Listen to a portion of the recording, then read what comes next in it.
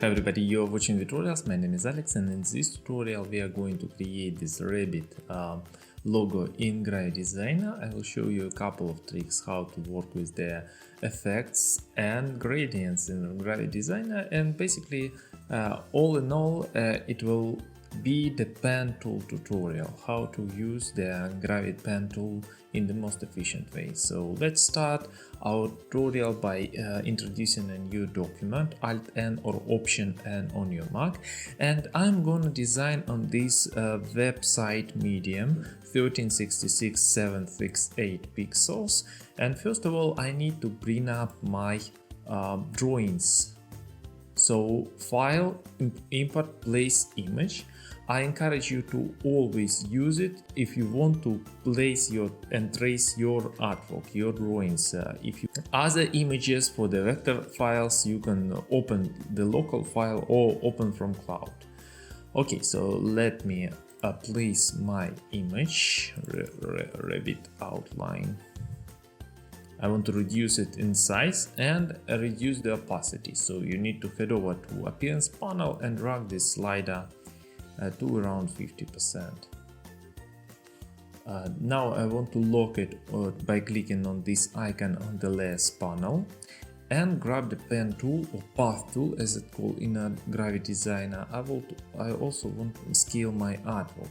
So I'll start with the nose and advance on the top to my ear, and here, as you can see, I need to break the handles, break the symmetry, and work only with one handle. You can do it with holding Alt or Option on your Mac.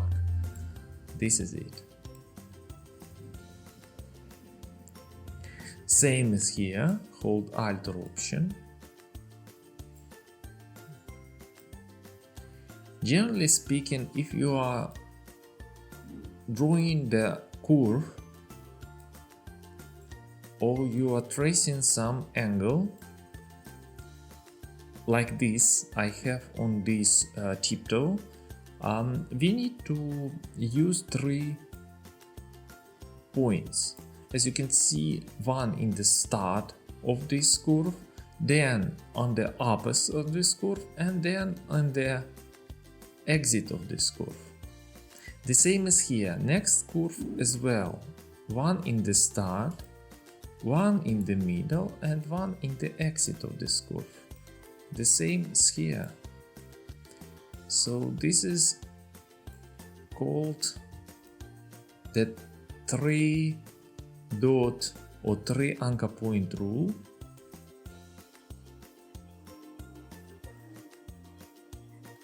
As you can see, it's straight, so here on the appearance panel I can change it to disconnected. First of all, I need to use the mirror it to kind of use the symmetry, and then I need to use the disconnected point and realign it again. So now I can control the shape of this curve as well. Okay, so far so good. I'm satisfied with this result and I'm ready to apply my first gradient. So I need to delete the border and to click on this circle to bring up the color picker. Under this drop down, I need to select the second option, liner gradient, and then navigate to my swatches to select the first gradient. As you can see, this is the diagonal gradient, bottom left to bottom top right, and on the top right, this is top right, I have EF, C7, FX.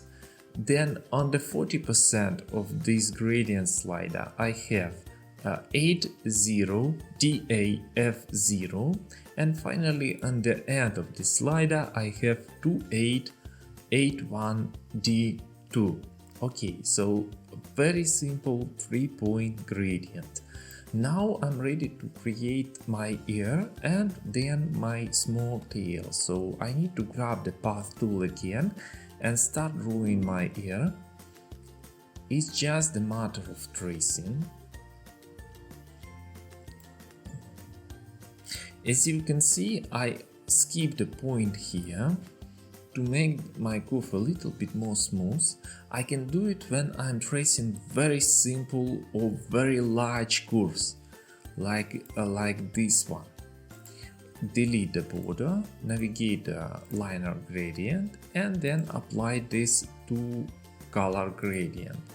Simple left right. So on the right we have 2770 B2, on the left we have AC DB F5. Wonderful. Now we need to draw the tail, so grab the path tool again or click P. Now trace these curves. As you can see, I'm trying again to skip. I'm not sure whether it will be possible or not. Don't forget that you always have the Ctrl Z, Command Z if you want to move the step back and undo your changes. Delete the border, liner gradient, and for this gradient I choose on the right 7B C4 E4, and on the left I have this C7 EF F2. Okay, so far so good. We end up with outlining our rabbit, and we're ready to apply a couple of shadows and highlights. And I want to start with the highlights that you can see over there.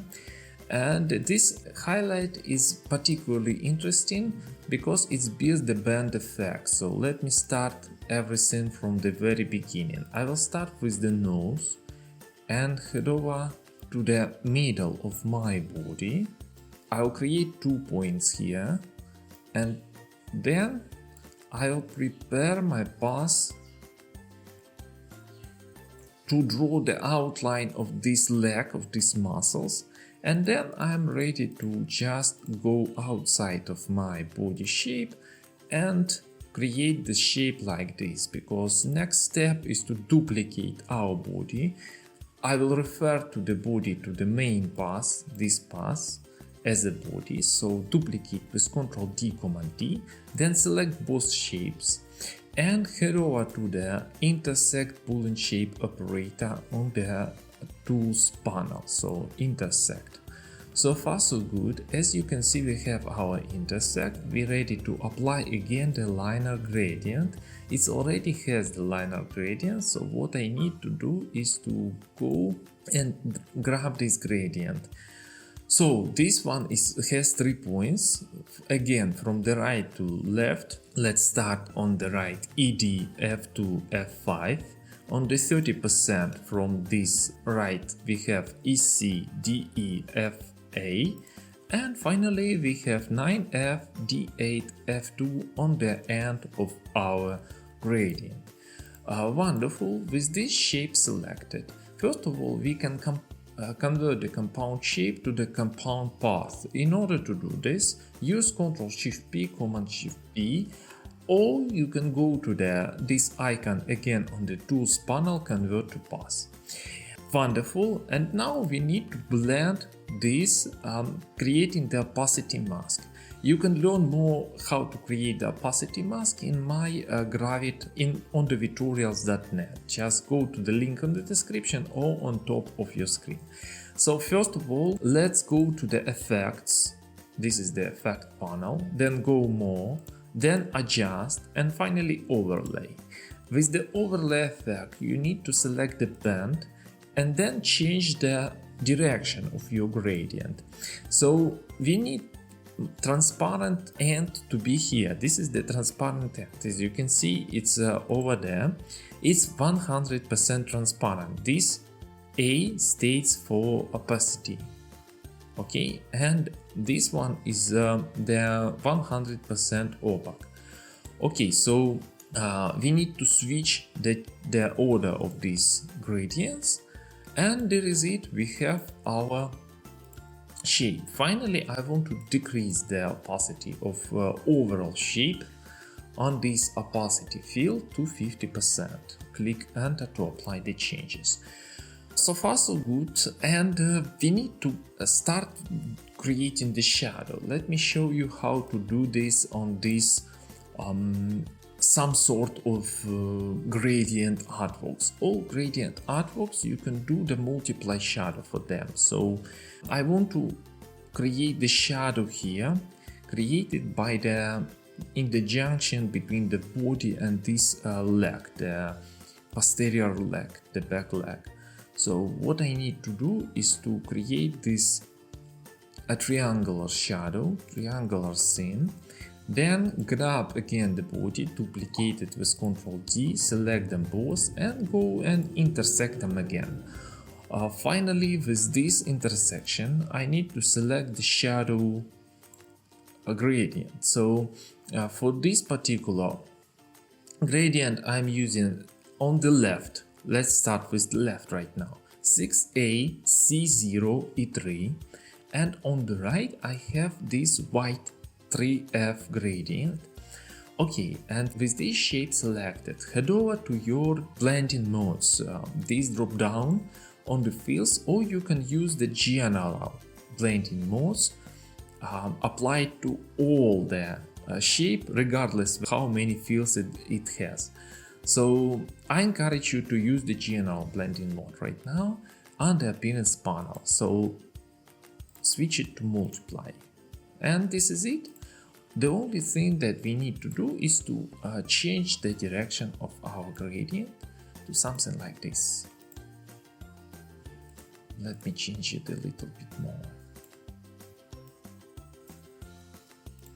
Okay, take a look what we have right now. It looks okay. And finally, and next one, I want to create the gradient around this leg. So I need to emphasize this area with the same triangular scene. So, and again, I want to copy the body, select the path, go to the intersect, pull and shape operator. As you can see, we need to change the direction completely of our gradient, but first we need to select the proper gradient, then change the direction by clicking on this double arrow icon, change order of the stops, and then go and apply the multiply. Guys, you can also ease your work by heading over to this shape, selecting it and creating the shared style. So you can create the shared style that calls shadow, for example. Shadow. The advantage of the shared style over the swatch is very simple. It not only bears the fill and border values, it also bears the effects and style values. So all of the effects and blending modes will be applied here. Okay, now select this one and let's change a bit the position of our gradient, and let's take a look what we have right now. Okay, we need to change a bit the shape of our shadow. As you can see, it goes over the board and it's not aligned well with our outline. It's the highlight riser that caused this issue. Let's check it again. Okay, this one is good. Now I need to see the highlight again, and I want to create a small shadow here, very small, so very tiny. Grab the path tool again, shape, select delete the border, and here you can apply the shared style, the shadow. As you can see, it's already has the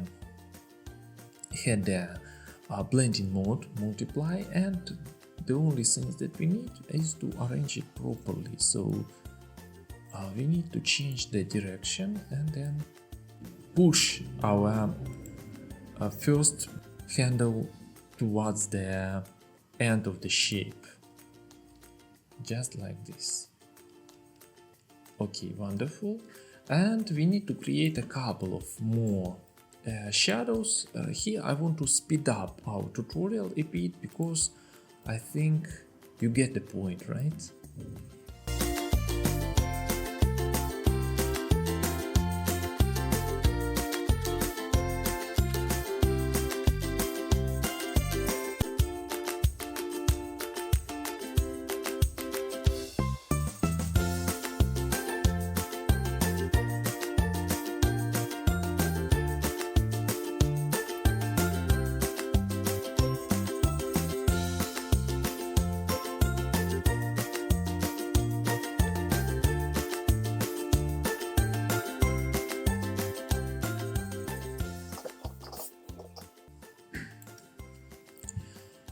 So far so good. Let's go again to the path and draw the highlight.